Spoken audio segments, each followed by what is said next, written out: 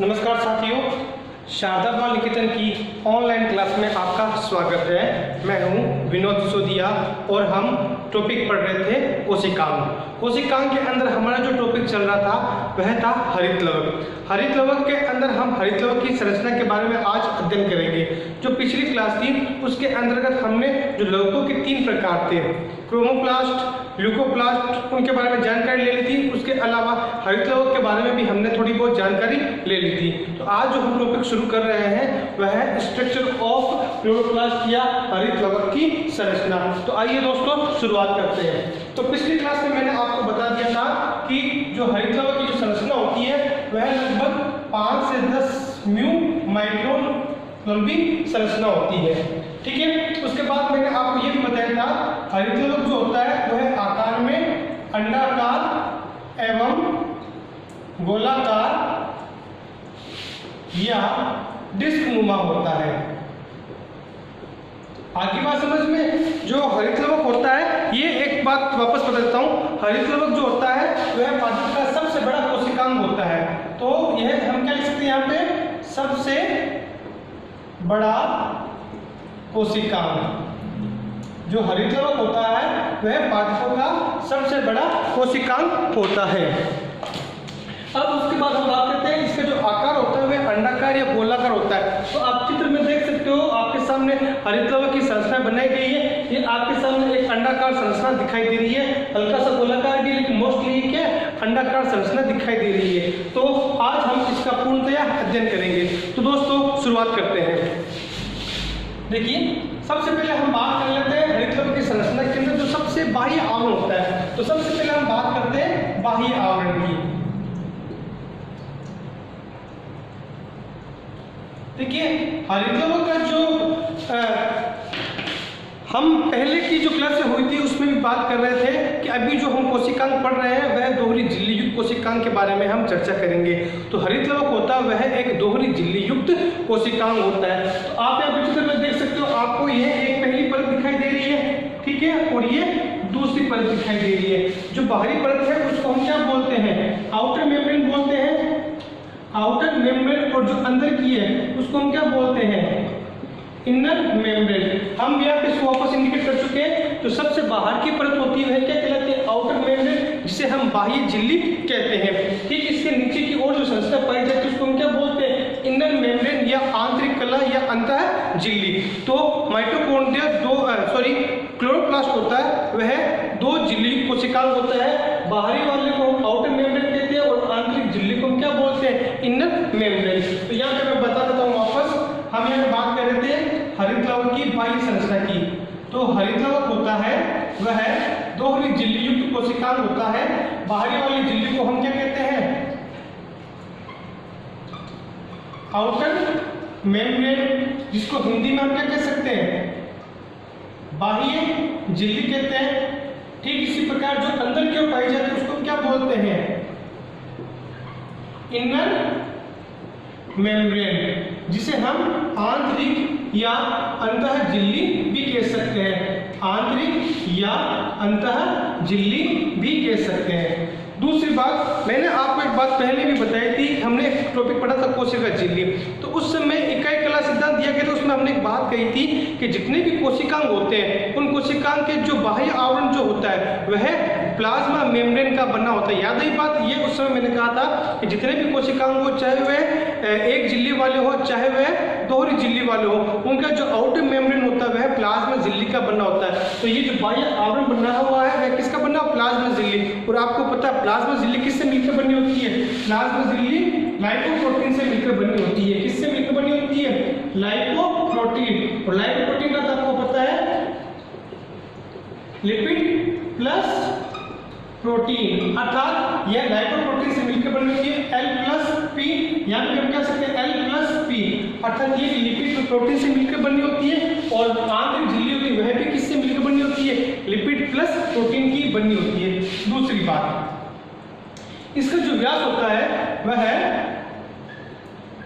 50 से 80 एंगस्ट्रॉम का होता है। इसी प्रकार जो आंतरिक झिल्ली होती है उसका भी व्यास कितना होता है, 50 से 80 एंगस्ट्रॉम का इसका व्यास होता है। तो यहाँ तक आपको समझ में आ गया होगा।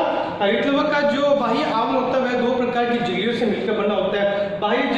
आउटर मेम्ब्रेन कहते हैं, जबकि आंतरिक आवरण को हम क्या बोलते हैं, इनर मेम्ब्रेन कहते हैं। ये दोनों प्लाज्मा मेम्ब्रेन की बनी होती है, और प्लाज्मा मेम्ब्रेन किसके मिलकर बनी होती है, लाइपोप्रोटीन की बनी होती है, अर्थात लिपिड प्लस प्रोटीन से मिलकर बनी होती है। इसका जो व्यास होता है वह 50 से 80 एंगस्ट्रॉम का होता है। ठीक इसी प्रकार इनर मेम्ब्रेन होता है, इसका भी व्यास कितना होता है, 50 से 80 एंगस्ट्रॉम, अर्थात जो बाह्य झिल्ली होती है दोनों का व्यास कितना होता है, 50 से 80 एंगस्ट्रॉम। अब देखिए बीच में खाली स्थान दिखाई दे रहा है, उसी प्रकार चित्र में देखिए ये आपको आउटर मेम्ब्रेन दिखाई दे दिया, इसी प्रकार अंदर वाला इनर मेम्ब्रेन दिखाई दे गया, लेकिन बीच का जो खाली स्थान ये वाला, इसको हमने क्या नाम दिया, पेरिप्लास्टिडियल स्पेस। तो इनके जो बीच का जो आवरण होता है, बीच के आवरण को क्या बोलते हैं, पेरिप्लास्टिडियल स्पेस, और इसका जो व्यास होता है वह 100 एंगस्ट्रॉम का होता है। तो इस प्रकार जो इसके बाह्य आवरण होता है वो मैंने आपको बता दिया, वापस समझ लीजिए। इसके बाह्य आवरण को आउटर मेम्ब्रेन कहते हैं, इसका व्यास होता है 25 से 80 एंगस्ट्रॉम। इसी प्रकार जो अंदर का आवरण होता है उसे हम इनर मेम्ब्रेन कहते हैं, इसका व्यास भी होता है 50 से 80 एंगस्ट्रॉम का, और ये लाइपोप्रोटीन की बनी होती है। दोनों परतों के बीच का जो स्थान होता है वह क्या कहलाता है, पेरिप्लास्टिडियल स्पेस, जिसका व्यास होता है 100 एंगस्ट्रॉम। आप इसको एक बार उतार लीजिए। अब आगे बढ़ते हैं और इसको उतारते हैं।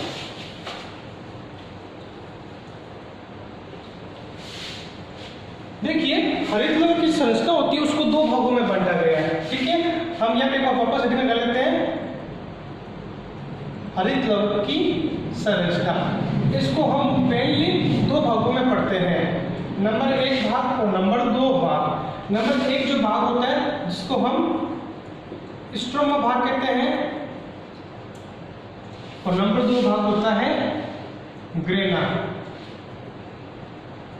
ठीक है, इसको मेनली हमने दो भागों में बांटा है। पहला भाग हो गया स्ट्रोमा के बारे में हम चर्चा करते हैं। देखिए जो स्ट्रोमा भाग होता है हरित लवक का, वह उसका ठोस भाग होता है। ये कौन सा भाग होता है, सॉरी ये इसका तरल भाग होता है।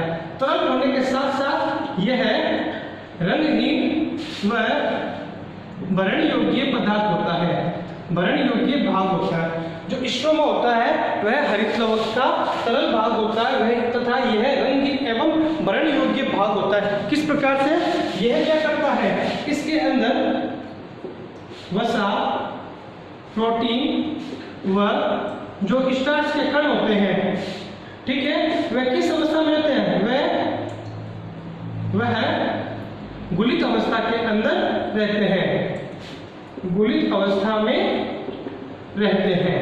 ठीक है, ये सारा आपको समझा देंगे। इसके अलावा इसके अंदर 70 राइबोसोम पाए जाते हैं। ठीक है, वह बिखरा हुआ रहता है। इसके अलावा इसके अंदर DS सर्कुलर DNA पाया जाता है।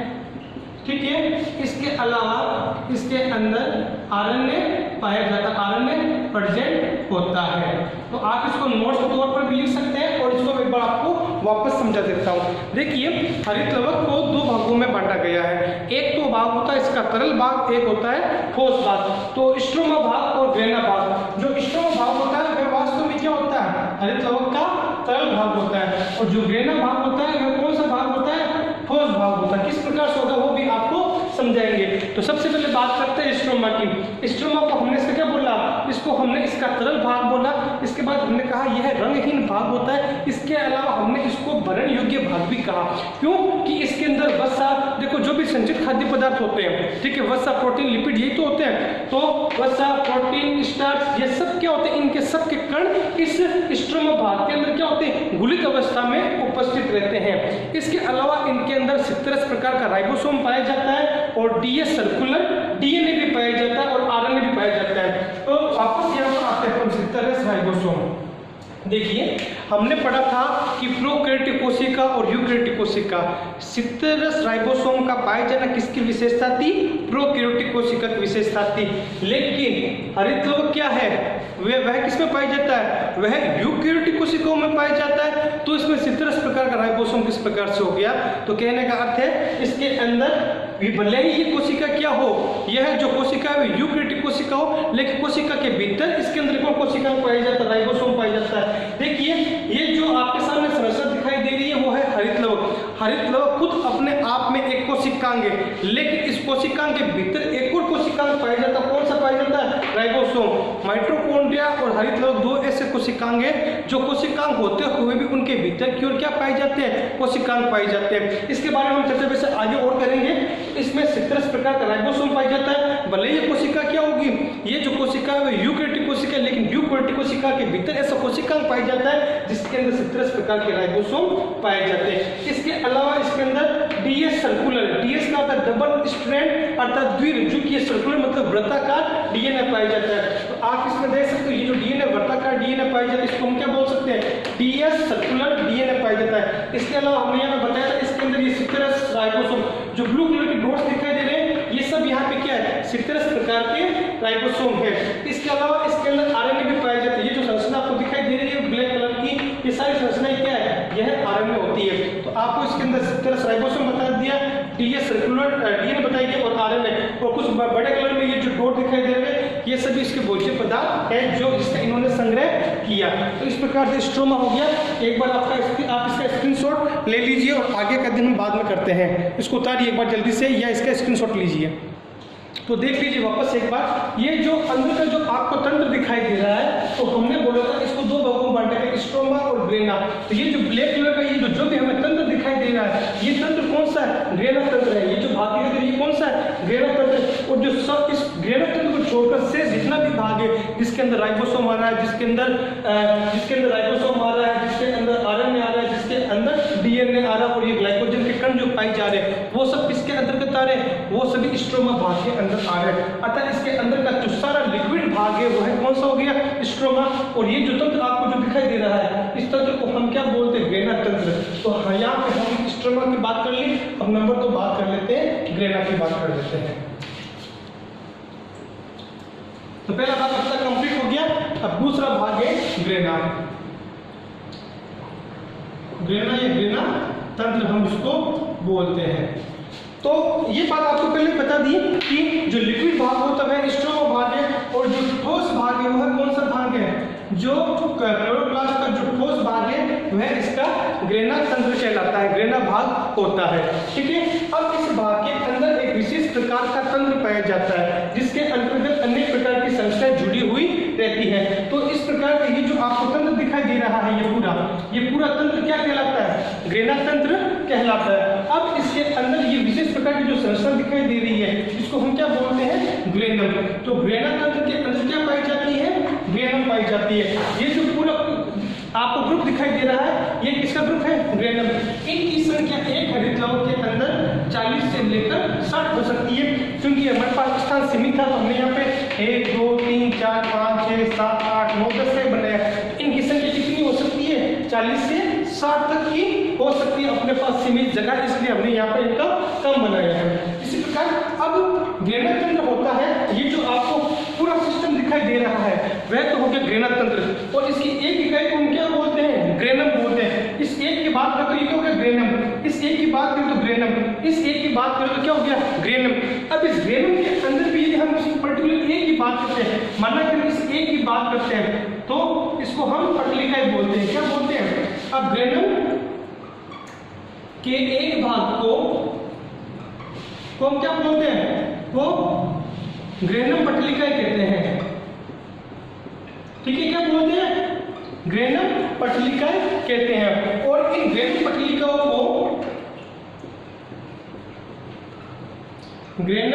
पटलिकाओं को हम क्या कहते हैं? थाइलेकोइड कहते हैं। ये वेरी वेरी इंपॉर्टेंट है। इसको हम क्या बोलते हैं?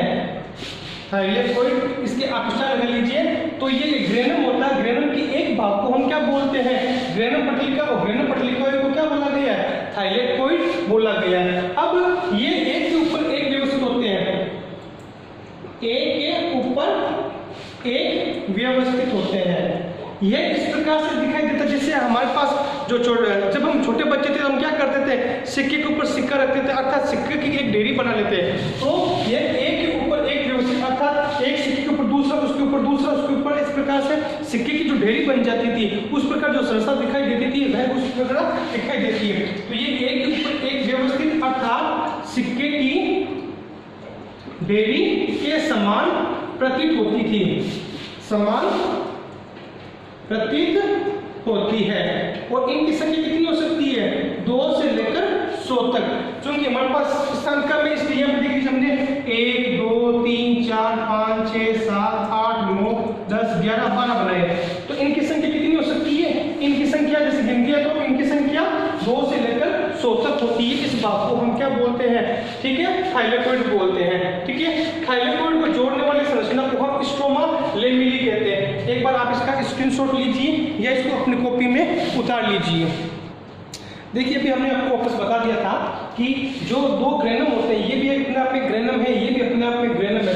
तो दोनों को जोड़ने वाली जो संरचना होती है इसको हम क्या बोलते हैं? स्ट्रोमा लेमिली कहते हैं। ये भी ग्रेनम है, ये भी ग्रेनम है, दोनों को जोड़ने वाली संरचना को हम क्या बोलते हैं? स्ट्रोमा लेमिली कहते हैं। अब आगे बढ़ते हैं।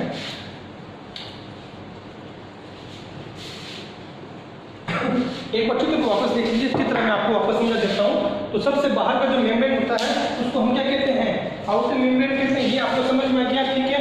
उसके भीतर वाला क्या कहलाता है? इनर मेम्ब्रेन कहलाता है। और आउटर मेम्ब्रेन और इनर मेम्ब्रेन के बीच का जो स्थान होता है वह क्या कहलाता है? पेरिप्लास्टिडियल स्पेस कहलाता है। ठीक, उसके बाद में हमने बात करी थी स्ट्रोमा की बात करी थी। स्ट्रोमा के अंदर सित्रस राइबोसोम पाए जाते हैं, आरएनए पाया जाता है, डीएनए पाया जाता है और कुछ गुलित भोज्य पदार्थ पाए जाते हैं। तो यहाँ पे सित्रस राइबोसोम बता दिया, ठीक है, आरएनए बता दिया और यहाँ पे डीएनए बता दिया। और ये सब भाग क्या हो गया? स्ट्रोमा हो गया। और ये जो ब्लैक डॉट बड़े हैं ये भोजन के कण है। ठीक है, इसके अलावा हम यहाँ पे बात कर रहे थे ग्रेना की बात कर रहे थे। तो ये पूरा सिस्टम है जो ठोस रूप में दिखाई दे रहा है उसको हम ग्रेना तंत्र बोलते हैं। ग्रेना तंत्र की एक इकाई को हम क्या बोलते हैं? ग्रेनम बोलते हैं। तो ये अपने आप में पूरा क्या है? ग्रेनम। इसी प्रकार बात करते हैं अब ग्रेनम की भी एक इकाई को हम क्या बोलते हैं? थाइलेकोइड बोलते हैं। क्या बोलते हैं उसको? थाइलेकोइड। ठीक है, थाइलेकोइड कहते हैं। ठीक है, तो 2 थाइलेकोइड को जोड़ने वाली संरचना को हम क्या बोलते हैं? Stroma lamellae. मेरे हिसाब से आपको अच्छी तरह समझ में आ गया होगा। अब हम आगे बढ़ते हैं। तो हमने टॉपिक रोका था थाइलेकोइड पर। तो अब देखिए इस एक थाइलेकोइड को हमने आकार में बड़ा करके बताया। तो थाइलेकोइड हमें इस प्रकार से संरचना दिखाई देती है। तो थाइलेकोइड की हम चर्चा कर लेते हैं।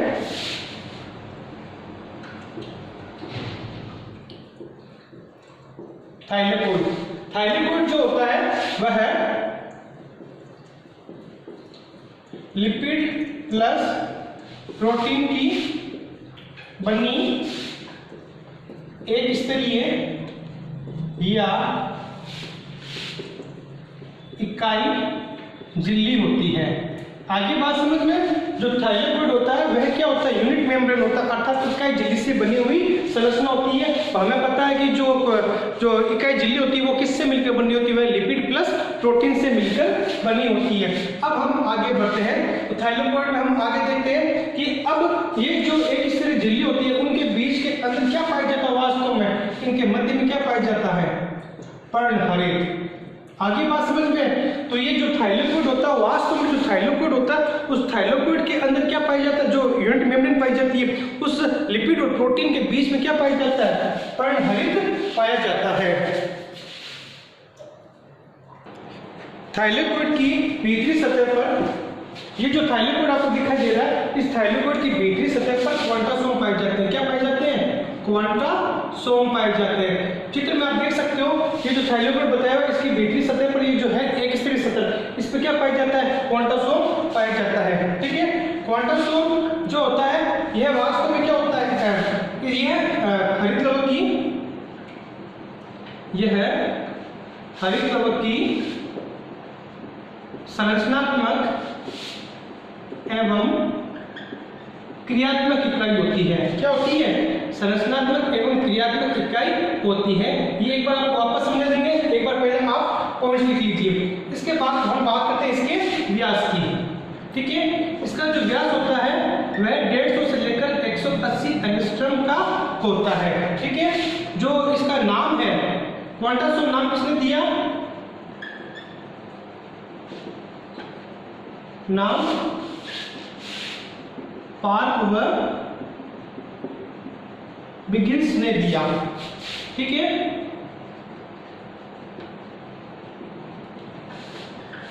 ये 230 से 240 अणु मिलकर पर्णहरित या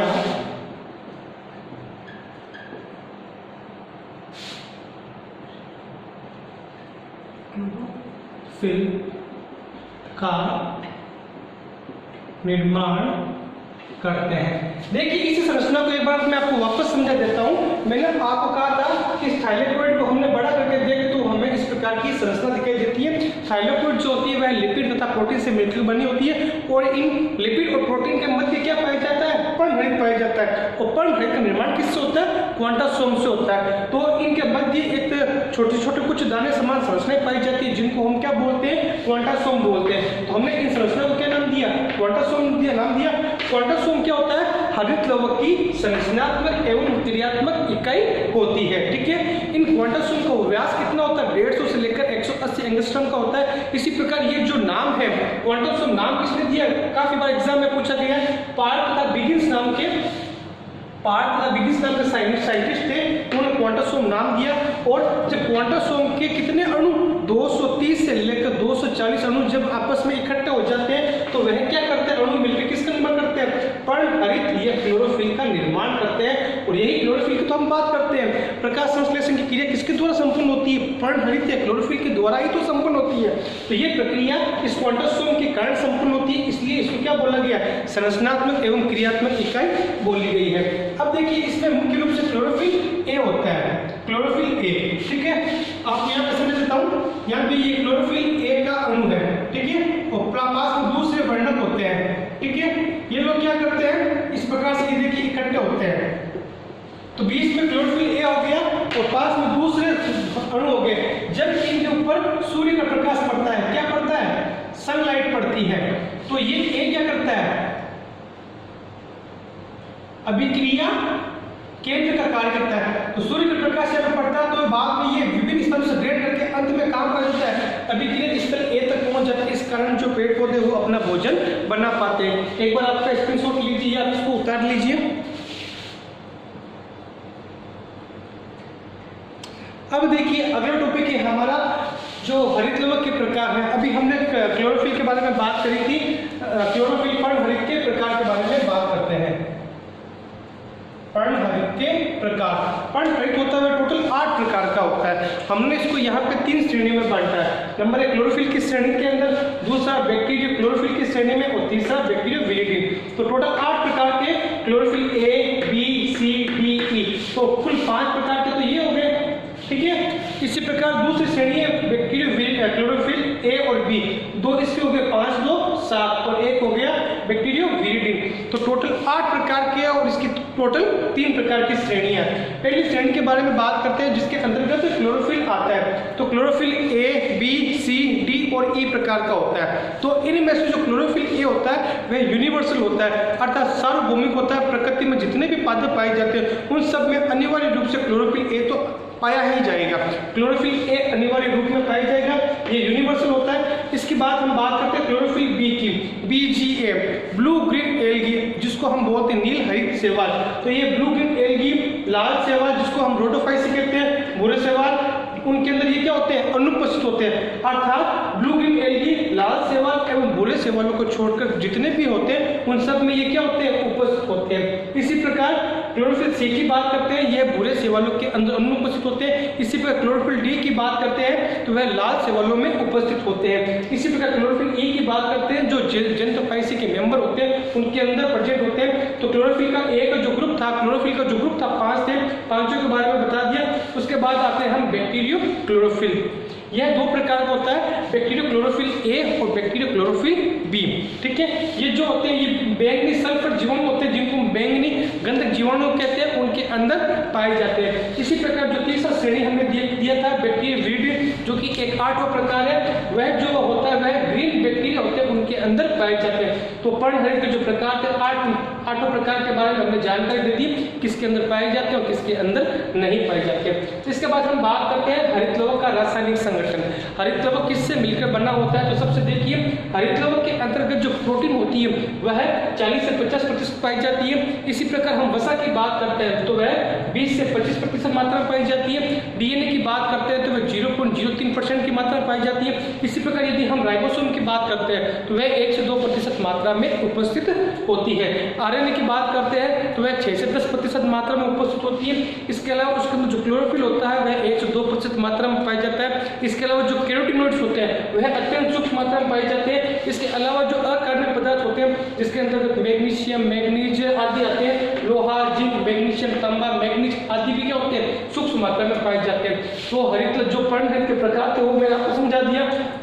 इसी प्रकार हरित लवक का जो रासायनिक संगठन होता है वो भी आपको समझा दिया। अब यहाँ पे एक बहुत ही महत्वपूर्ण बात आपको बताने जा रहा हूँ।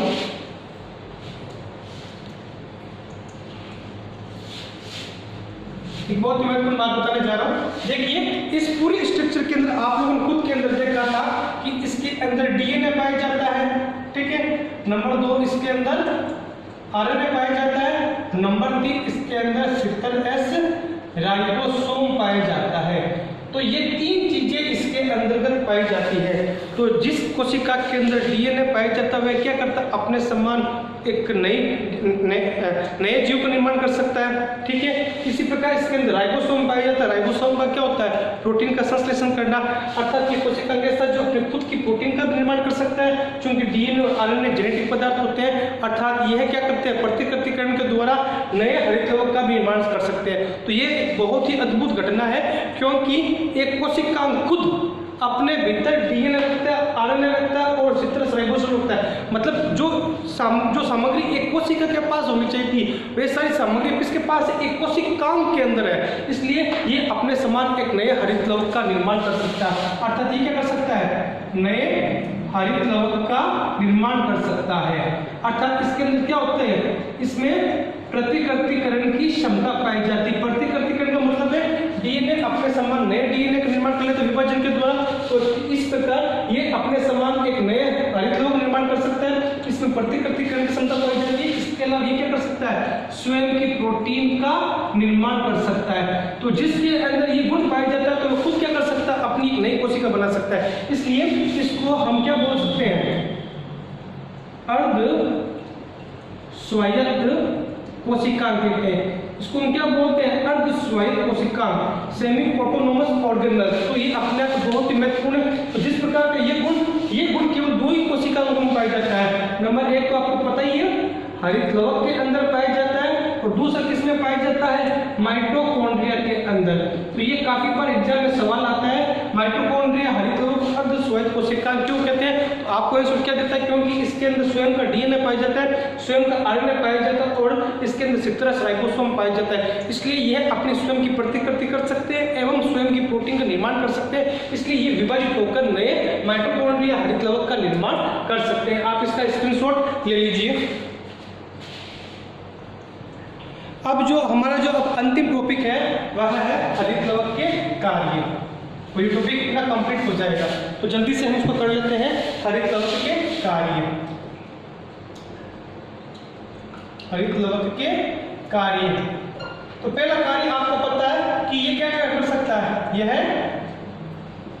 प्रकाश संश्लेषण की क्रिया करता है। प्रकाश संश्लेषण की क्रिया के द्वारा क्या करता है, ये प्रकाश ऊर्जा और विकिरण ऊर्जा को किसमें चेंज करता है, रासायनिक ऊर्जा में। अर्थात यह कार्बोहाइड्रेट का निर्माण कर लेता है, ठीक है। तो पहला कार्य आपको समझ में आ गया।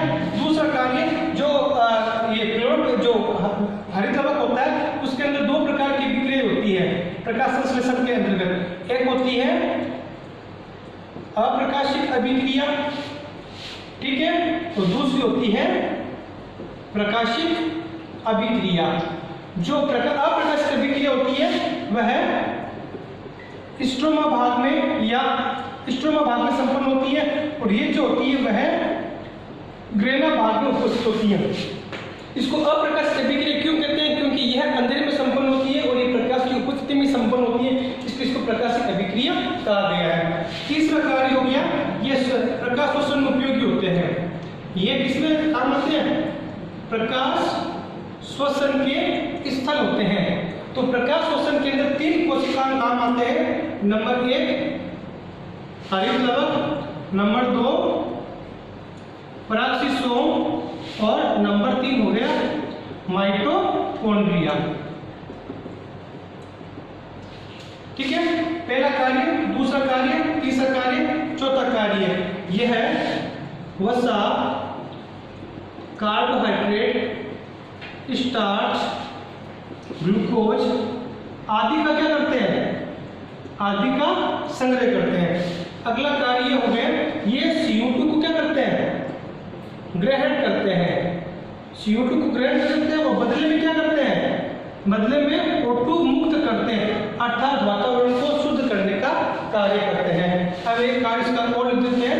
चूंकि हरित लवक जो होता है वह हरे रंग का होता है, लेकिन जो क्रोमोप्लास्ट होता है अर्थात जो रंगीन होते हैं वो क्या करते हैं, वे कीटों को आकर्षित करते हैं, कीटों को आकर्षित करते हैं, जिसकी फलस्वरूप क्या होती है, परागण की क्रिया संपन्न होती है।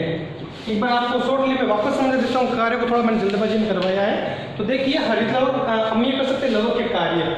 पहला कार्य, हरित लवक होता हुआ क्या करता है, प्रकाश संश्लेषण की क्रिया करता है। प्रकाश संश्लेषण की क्रिया के फलस्वरूप प्रकाश ऊर्जा और विकिरण ऊर्जा मिलती है और उसके फलस्वरूप किसका निर्माण होता है, रासायनिक ऊर्जा का निर्माण होता है। रासायनिक ऊर्जा के रूप में हमें किसका, कार्बोहाइड्रेट ग्लूकोज का निर्माण होता है। तो इसके द्वारा भोजन का निर्माण होता है। इस चीज के कारण पादपों को क्या बोला गया, स्वकोषी बोला गया है। दूसरा, प्रकाश संश्लेषण की जो क्रिया होती है वह दो भागों में संपन्न होती है। नंबर एक अप्रकाशिक अभिक्रिया, दूसरी होगी प्रकाशिक अभिक्रिया। अप्रकाशिक अभिक्रिया होती है वह इस हरित लवक के स्ट्रोमा वाले भाग में संपन्न होती है, जबकि प्रकाशिक अभिक्रिया किसमें भाग होती है, इस ग्रेना वाले भाग में संपन्न होती है। ग्रेना के किस भाग में, थाइलेकोइड। थाइलेकोइड कौन से भाग के अंदर, क्वांटोसोम। क्वांटोसोम से क्या होता है, पर्णरहित का निर्माण होता है। हमने कहा था 230 से 240 अणु क्वांटोसोम के मिलकर किसका निर्माण करते हैं, पर्णहरित का निर्माण करते हैं। तीसरा, प्रकाश शोषण के स्थल होते हैं। प्रकाश शोषण में 3 कोशिकाएं काम आते हैं, हरित लवक, माइटोकॉन्ड्रिया और परोक्सिसोम। उसके बाद हमने कहा था चूंकि ये रासायनिक ऊर्जा का निर्माण करता है, भोज्य पदार्थों का निर्माण करता है, तो ये वसा कार्बोहाइड्रेट, स्टार्च, ग्लूकोज आदि का क्या करता है, संग्रह करता है। इसी प्रकार प्रकाश संश्लेषण में क्या करते हैं, CO2 को ग्रहण करते हैं और ऑक्सीजन को वातावरण में मुक्त करते हैं और वातावरण को शुद्ध करने का भी कार्य करते हैं। और अंत में चूंकि इनके जेंटोपील आदि जो वर्णक पाए जाते हैं क्रोमोप्लास्ट के अंतर्गत जो कि रंगीन होते हैं, उसके फलस्वरूप पेड़ पौधे जो स्वपरागण नहीं कर सकते हैं उनके अंदर कीटों को आकर्षित करने के लिए वो दलों को क्या कर देते हैं, रंगीन करते हैं, जिससे कीट इनकी ओर आकर्षित होते हैं और परागण की क्रिया संपन्न होती है। तो इस प्रकार आपका ये जो हरित लवक था वो मैंने आपको पूरा समझा दिया। कल एक नए टॉपिक के साथ शुरुआत करते हैं। धन्यवाद।